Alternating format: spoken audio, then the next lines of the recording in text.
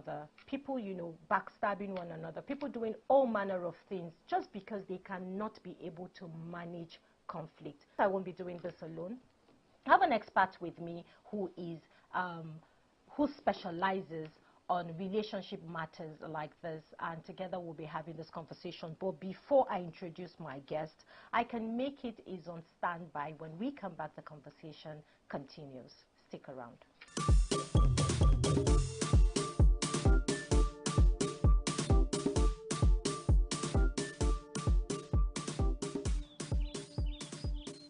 Hello, you are welcome to I Can Make It. What a joy to life. You remember our last edition? I was talking about life is a journey. It's not a 1 meter dash. There are so many challenges that come our way. If we are patient and willing and obedient, we will eat the good of the land. You are not a mistake. God created you for a purpose. And because you have purpose to fulfill, God protects you, guide you, and deliver to you your portion in the land of the living. But a lot of us along the line, we cut short our life by our behavior, by our character, by the things we do. So life is not a 1 meter dash. A lot of us need to learn to delay gratification. Like our last edition, if you follow us, I was sharing with you about a man that went on a journey to serve so that he can take care of his family. And as he went, where we stopped last time, when the boss told him, I'm not going to give you money. I want to give you 3 pieces of advice in life. And if you follow it in your journey, you will arrive. And I want to say the same thing to you today. In your journey, you will arrive. Enjoy the journey. Enjoy the process. You don't need to kill yourself. There is nothing that you are going through in life today that is new. The only thing that is new is that you are just new in this environment. That is why when young people tell me, oh, you are old school, I only laugh. I tell them you are the new student. You are welcome to I Can Make It. Now, never take shortcut in life. The master told him, never take shortcut. Shortcut will cut short your life. Then the number 2 thing the master told him, never be too curious towards evil. He said, because that curiosity will lead you to a dead end. Number 3 thing the master told him, never make decision in the moment of anger and pain, for you might not be able to reverse it. Now, in the journey of life, this young man got in contact with all these 3 things as his journey in life. I want to continue the story. And after giving him the piece of advice, the boss said to him, you hear what I have told you. These 3 loaves of bread, I'm going to give you 3 loaves of bread. You are going to eat one of them. And number 2, you are going to eat one of them as you go. And as you journey, you eat another one. So you eat one of them now. Then as you take this journey, you eat another one. When you get home to your wife that you have not seen for the past 20 years because you came into this journey so that you can make money, so that you can work and give your wife a good life. And he said you open the 3rd one and you are going to eat the last bread. Now, as this young man take his journey, while he was going, he on his way, and the journey was going to take him 20 days. And as he began to move on his way, 5 days into the journey, he met a man along the way. What did the man tell him? The man tried to show him a shortcut. The man told him, why are you going to go through all these things? Because a lot of our young people today, shortcuts have cut short their life. If you go to our correction center, you see a lot of young people, they are there in regret. You see a lot of our young ladies, they are entering into incurable disease, STD, so many things that is happening. The reason why these things happen, because they don't learn to delay gratification. Let me tell you something. The difference between you and anybody is time. So take your time. Take your time is not an insult. It simply means get focused. Pursue your goal. Pursue your dream. You can make it. God did not create you. You didn't escort anybody to this world. It does not matter what is happening. You can succeed. And this young man came in contact with another man. Said, why are you going to take this journey for 20 days? Come on now. We can make this journey in less than 5 days. You will be at home. As the young man turned back to follow that man, he remembered what the master told him. Don't take shortcut. And the man came back and continued in this journey. That's number 1 hurdle. And while he was traveling, he came into a place he needed to lodge. He needed a place to lodge to rest. While he was in the lodging place in the night, at about 2, 3 o'clock in the midnight, he heard a very sharp noise. That noise was heavy. He woke up from the sleep and he was trying to run outside to check what was happening. Then he remembered what the master told him. Don't be curious. A lot of people, you are too interested in so many things that is not interested in you. Curiosity have landed a lot of people into so many things, inexplainable things that they find themselves in life. In this journey of life, like I said, it's not a 1 meter dash. You just need to be patient. Don't be curious. And this master told him, don't be curious. And instead of you to run outside that night, he remembered and went back and stayed back into his room. You know what happened? In the morning, the guest came and saw him and said, what's happening? He said, I want to leave. He said, did you not hear the noise last night? He said, I heard the noise last night. He said, why did you not come out? He said, well, I wanted to come out, but I just changed my mind. You know what the man told him? The man said, every guest that have lodged into this place, they never leave here alive. They never leave here alive. He said, because there is one man there. Every time you will make a very sound noise, and if you go and check, you will be graveyard ready for going to check. Curiosity have landed a lot of people into so many problems. I tell you, life is a journey. It's not a 1 meter dash. You can make it if only you learn to delay gratification. Take into cognizance the things you have been told. It was Isaac Newton that said, if I have seen above, it's by standing on the shoulder of them that have gone ahead of me. If you listen, you will learn. When you learn, you will lead. And when you lead, you will arrive at your destination. You can make it. Then the third one that happened to him along the line, while he traveled this journey. You know, in the journey of life, you need to learn to be patient. Patience will bring you into your inheritance. Patience will bring you into so many things in life. Let me tell you something. You don't go to compare yourself among other people. They that compare themselves among themselves are not wise. I want to tell you today, you can make it. I want to also welcome you. Our next edition, I will continue with the story. Until I see you in our next edition, don't forget, this is Simon and Semota saying, you can make it. God bless you.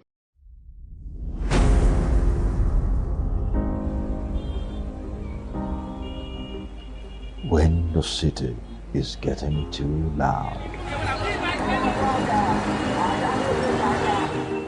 you need a home.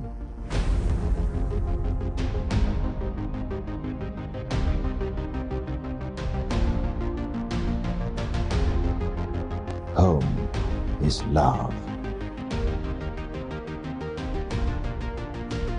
peace, and tranquility.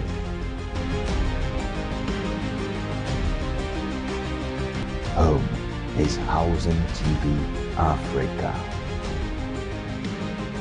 Housing TV Africa, your first in housing news.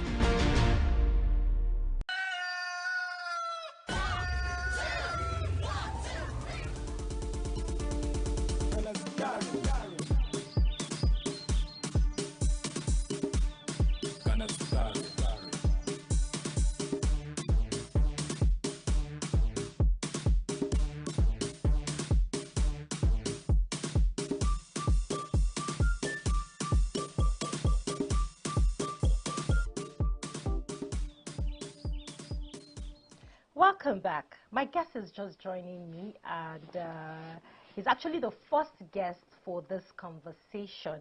I have Barrister Ugo Harris Onfor. He's a legal practitioner, an author, a relationship coach, an entrepreneur, a philanthropist on the Cover Me Foundation and Humpy Foundation, and together we'll be having this conversation: conflict management, how to navigate relationship crisis, and also other issues relating to relationship. And Happy New Year. Happy New Year too, Memuna. Thank you so much for having me. You're highly welcome. Happy New Year, viewers. Yeah. So conflict management, of course.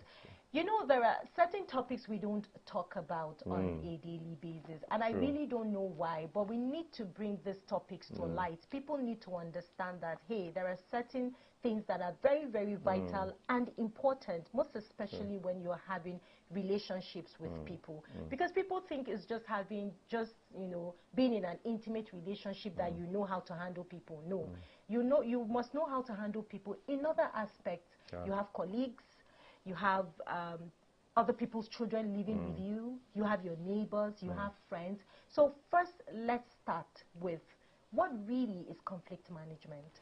Okay, thank you so much. Thank you again for having me. And first of all, to answer that question, I want to build on something. Okay. And what's that? It's about the identity of a human being. The nature of humans is that we're all social beings. That's how God made us. We have been made to relate with one another. And that explains why it takes two people to produce a child. Otherwise, a woman can just give birth. Then you need a man. The man can just give birth. You need a woman. So we have man as a social being.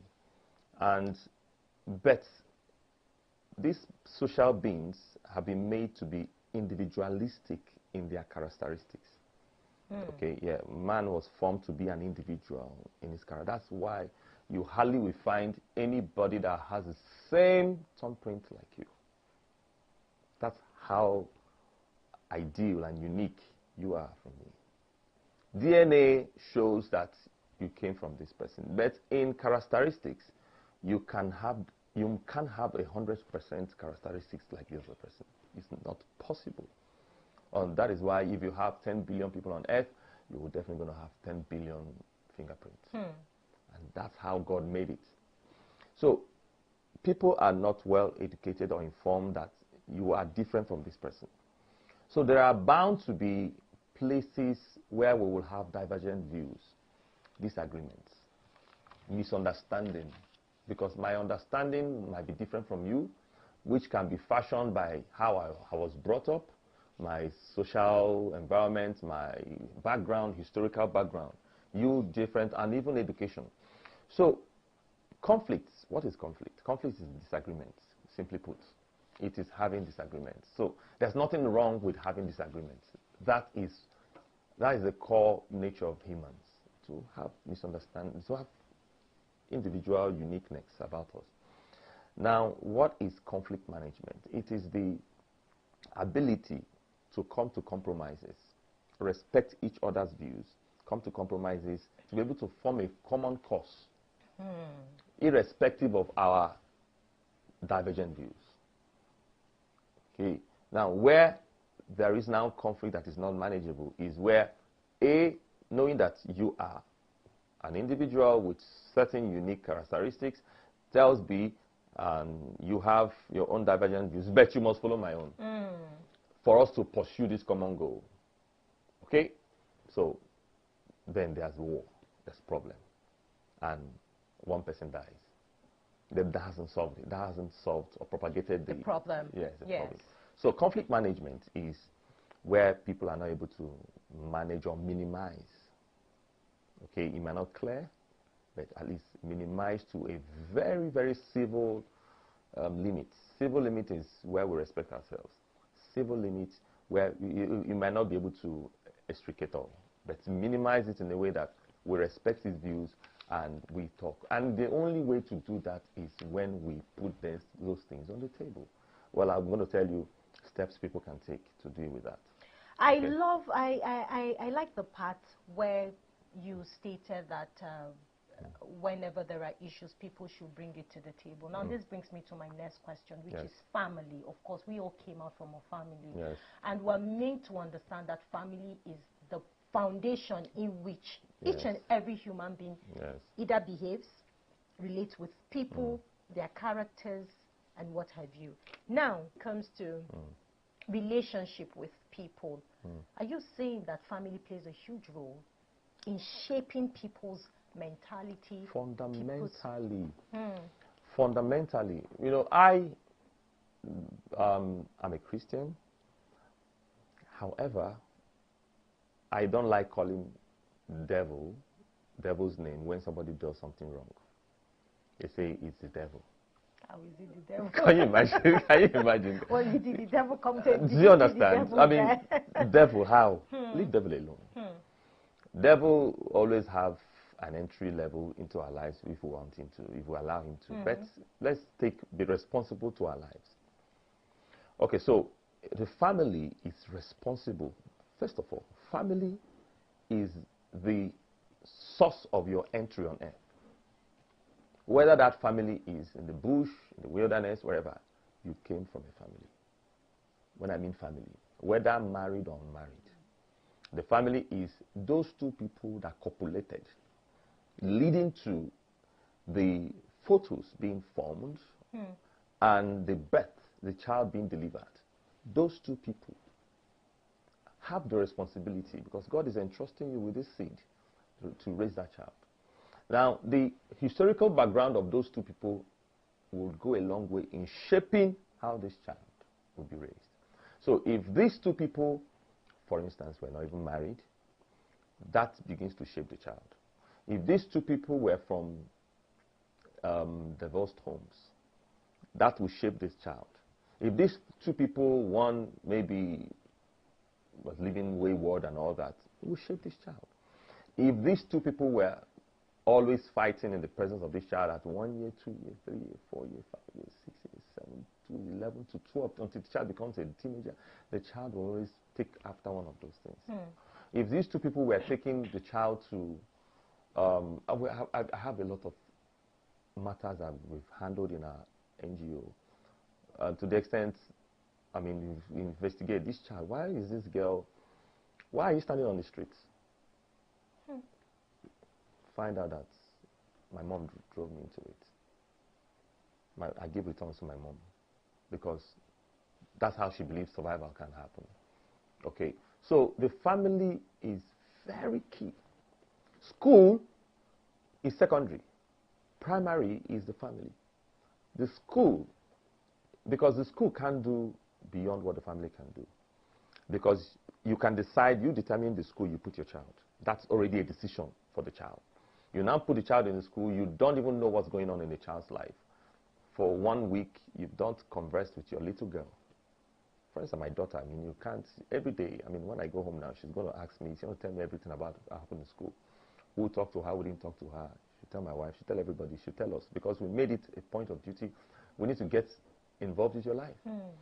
She carries my phone or the phone in the house or her brother's phone. She'll look at it. If anything pops up, she knows. We didn't even say, set it. She knows. She said, Daddy, this one, please. Do you understand? You make the child. Because I've practiced law for like 24 years now. And so over times in my practice, we've gone to court for defiled kids and all that. And it's 80% is from the home. From the home. So the family, to answer your question, the family is very, very primary to how a child is cultured, formed, arranged. The potentials of the child being unlocked is dependent on the family. So because the family, you can say school, the family decides which school. If you withdraw your child from a school, that child won't go to that school. So the family is very fundamental. So we have to look now into the family. How do we help this family? I am not going to judge anybody whether it is a broken home or not broken home. But in fact, it is the definition of that child. Characteristically, that is where it comes from, the family. The family. And that's why we're going to hold responsibility. Under Nigerian law, in the Child's Rights Act, you have sections where you deal with families that are not responsible to the child. We can actually file cases against those people and take those children from them. And it becomes a child of the government. It can be done. So the law has given a window where such things can be dealt with. Of course, in our conversation, we can deal with that. Okay, that's a very good one. So we're going somewhere, and that's the reason why we're taking it gradual, you know, trying to even know what exactly is this conflict management. So why do you think people cannot bear with themselves? I want to use that word bear. I don't want us to say, oh, why is it that people can no longer accommodate each other? Why do you think people cannot bear so each other? I did some research. When I say research, not to be reading, I mean people's research. You know, talk with people that have had conflict. And first of all, is ignorance. Ignorance is it's very key. It's very ignorance. Two, it's the need and the drive. Let me say not the need, the drive to survive. Yes, survival. So you want to survive by all means, then you don't care about the next person. Okay, so I don't care. And another reason why they do that, we have a society where people, with all due respect to Nigeria, we are not, you can't call our society a very educated society. We are not as civilized as some other people are. Of course. It's not because of the bridges are not there, it's because of the people. How many people are out of school? How many kids are out of school? How many people went to good schools? The molding of a child is very key too, because a child that has gone to school with legs, with bare foot and goes to school every day, does everything, is already forming anger against society. So the child is already growing up with anger stomached and waiting to unleash the world. So the family, and sometimes it's influence from peers. This world, nobody cares for you. That's some trend I'm seeing, like say, no grief for anybody, that kind of thing. So, and you see those things molding this individual on social media too. The person now says, so the person is now ready to survive against all odds. Whatever will happen, let so it happen. Put your head, Yes. put your head now, make I see. Yes, All those kinds of yes. just try me now, you understand me? Yes. So those things have formed this person. And that is why I still go back to the family. If you are a loner, that's different. But the family, you would have noticed some of these characteristics or traits in the person, and you start correcting it. If a father, a mother, a guardian, somebody, whoever is responsible for that child, would have noticed that this person is tending towards this. And they make the mistake of assuming it is a character that the child was born with. It's not true. Every character is built, not born. Okay? Every character. Now, every human being is born with the trait of every kind of character you can mention. Greed, selfishness, wickedness, even killing, waywardness. Every human being is born with a pinch of all those things. Now, culturing now determines which one will become influential over the others. That is about humans. Okay, so if the child is now exposed to this environment, the I no grief for anybody kind of environment, and those are things I thought the our orientation agency, because that's their job, they're supposed to have gone through our social media and seen what is being propagated. Let us start educating our children in school. Grief for anybody is not good. Yes. Grief for people, because our fundamental right in our constitution says that my right, because it's civilization, my right stops where your own starts. Yeah. So why are you now saying, so if my own extends beyond here, you will now say, I say I no grief for you. You say no grief for me. And that's where conflict comes in. And that is when a orientation agency, and I charge whoever the DJ is, to be able to take up the responsibility that you have a role to start culturing the minds of our youths and our children.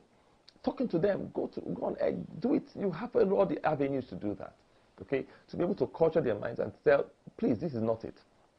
So it is not just about talking about it. We need to be intentional about solving it. Certain things. If you have peers, if you go to school, because we need to engage them in schools where these people are, the get-rich-quick syndrome, this one is not trending about girlfriends are being killed because the man wants to make quick money. I don't know who advised them that if you kill somebody, the head will be vomiting money. That's silly. First of all, that's cruel. That's terrible. That's not true. Because they find out if that was true, that so-called native doctor that they usually use. Why are you not driving limousine? And they are doing tattered. And they are still, so it's not true. It's not true. It's not true. It's a lie. Okay? So how do we start engaging this conversation? The government, of course, the Minister of Information, then all the agencies under the ministry, like National Orientation Agency, which is talking to young people. you can be, the system has made it possible for you to be wealthy if you're hardworking. Of course. No grief for anybody should have been a subject they would have picked on. I say, grieve for everybody. Everybody, because if you grieve for me and I grieve for you. That's civilization. Yes. But that's conversation. When I looked at it, I watched, is there anybody talking against this thing? There's nobody talking against it. I was even tempted to sue them on order of mandamus to be able to get it from conversation.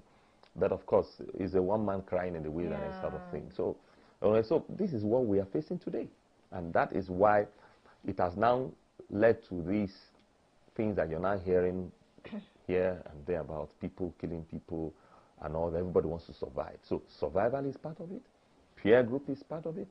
Family upbringing is part of it. These are all the things that mold everybody to, I must survive, I must do my own. Especially in a country where, of course, the economy, as far as the federal government is trying to do whatever can do their best.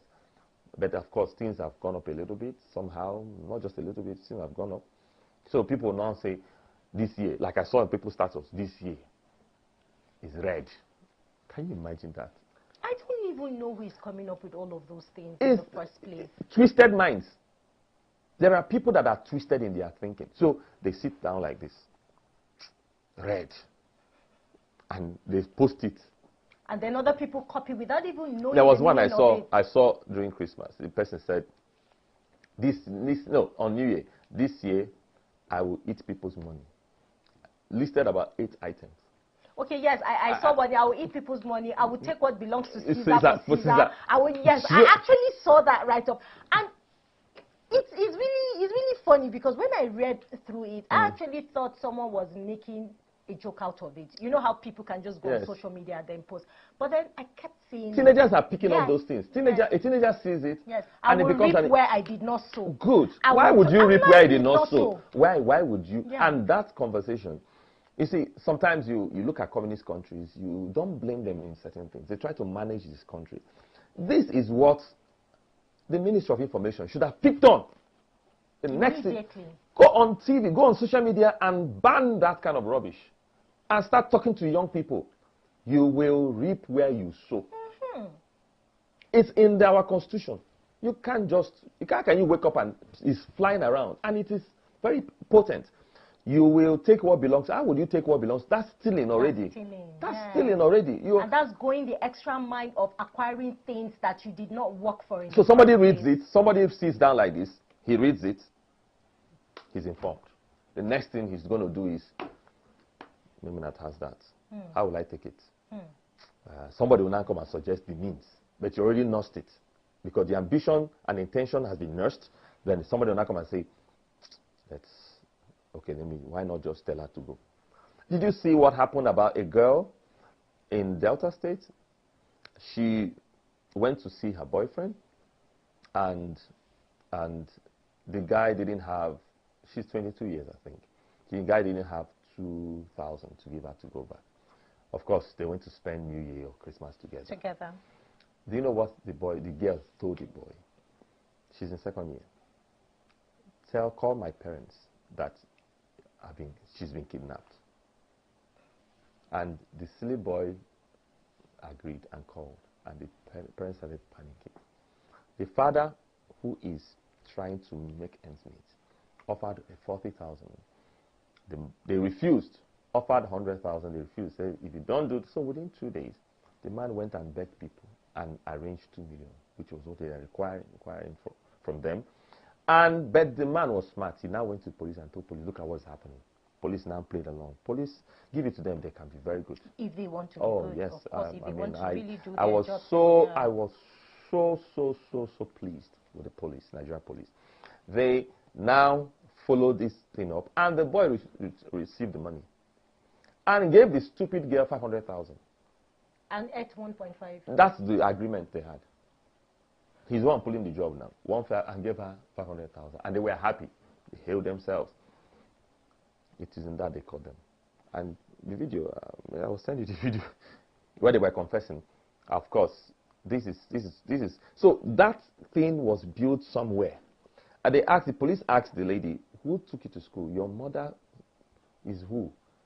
They are not well to, they are managing. And they borrowed money, everything, to be able to get you out. It was just a wicked girl. But she was formed, that was formed where? Yeah. Somewhere. Yes. Okay, I equally alert the minds of the parents. I hold them responsible. I know the child is an adult, but she was molded somewhere. There are certain places that is unheard of. So a girl forms that she needs to be kidnapped, and she was kidnapped. So they are now charging them for kidnapping. Since you kidnapped and you collected ransom, you are a kidnapper.